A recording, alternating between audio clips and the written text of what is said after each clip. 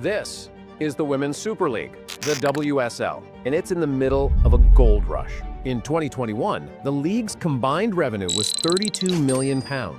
By 2026, it's forecast to cross $100 million. That's a threefold increase in just 5 years. Attendance has exploded, jumping over 280% in just 2 seasons. The world's best players are arriving for million-pound fees, a figure unheard of just a few years ago. The WSL is rapidly becoming the richest, most watched women's soccer league on the planet, a global powerhouse built on record-breaking growth. But behind the roaring crowds and surging revenues, a different number tells a more complicated story. A number suggesting this boom might not be a sustainable expansion, but a bubble. The Women's Super League is undergoing a radical transformation. What was a small, semi-professional league less than a decade ago is now a commercial juggernaut, attracting major sponsors, broadcasters, and talent. This growth is real, but it's also creating immense financial pressure. The problem is simple. While revenues are soaring, club wage bills are growing even faster. A chasm is opening up between a handful of super-rich clubs and everyone else. And even the teams at the very top, the ones lifting the trophies, are spending so much on players that many are likely operating at a significant loss. This raises a crucial question, not just for the league, but for the future of professional women's sport. Is the WSL building a sustainable financial future? Or is it creating a high-stakes bubble, fueled by borrowing from its associated men's clubs that threatens its own competitive balance?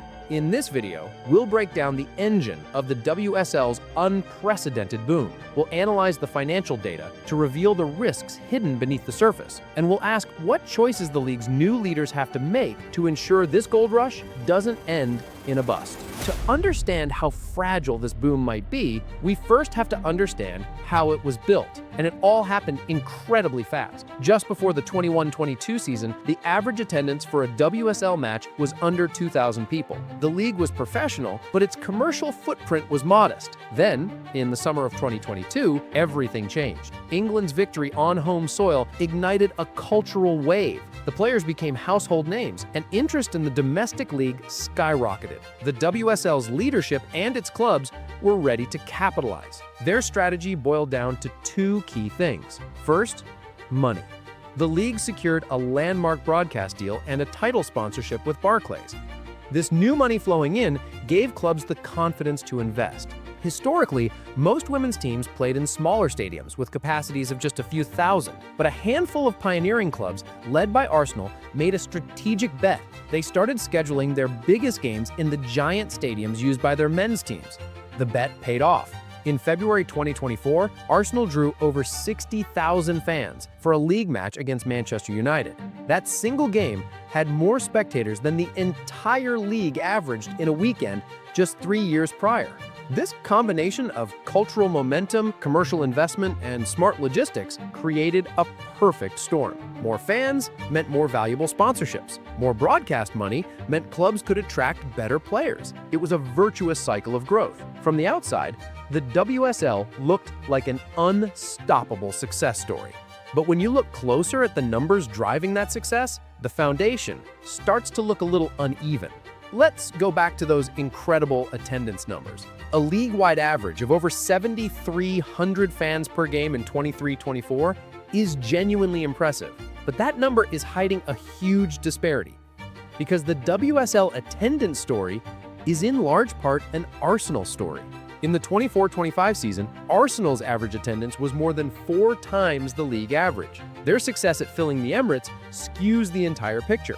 It proves a huge market exists, but it also reveals that most other clubs haven't unlocked that same level of engagement. In fact, after 2 seasons of explosive growth, the league-wide average attendance actually dipped slightly in 24-25, a small crack in the narrative of endless growth.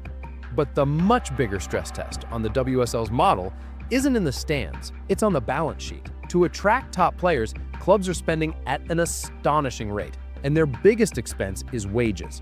Between 2020 and 2024, combined club wage costs grew by 189%, and this is the central tension of the WSL's boom.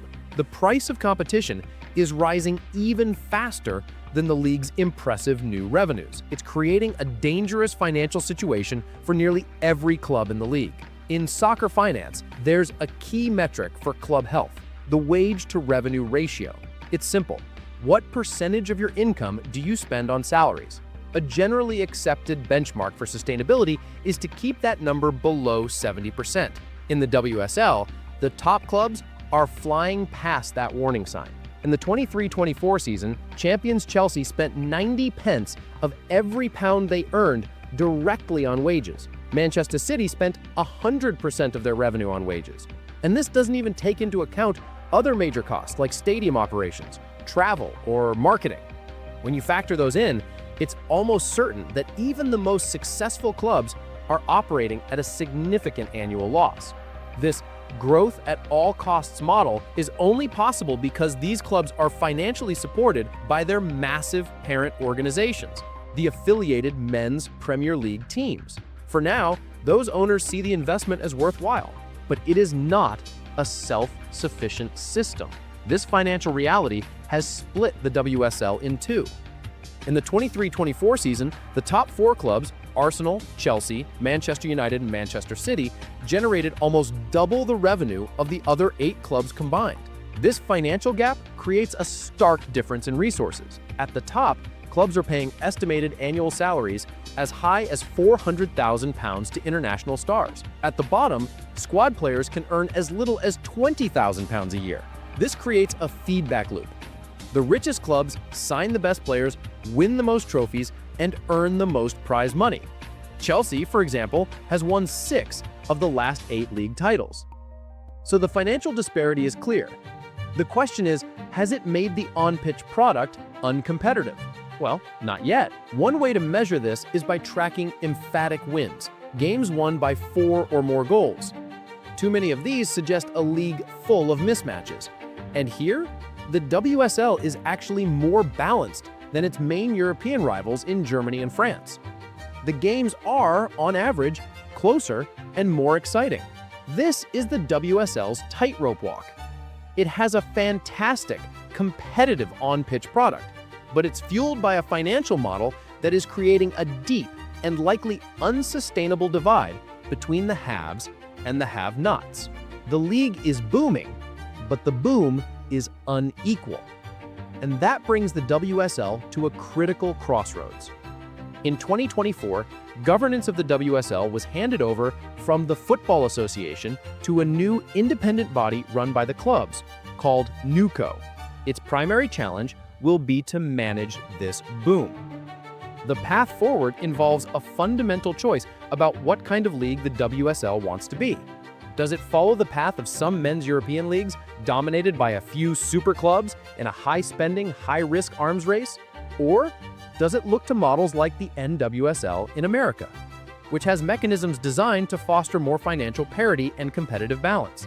The WSL has successfully built a money machine, transforming women's soccer in England. The next 5 years will determine if that machine benefits the entire league or just a select few. The challenge is no longer about creating growth, but about shaping it into a future that's as sustainable as it is successful. Because a league where only 4 teams can ever hope to win isn't a super league, it's just a closed shop.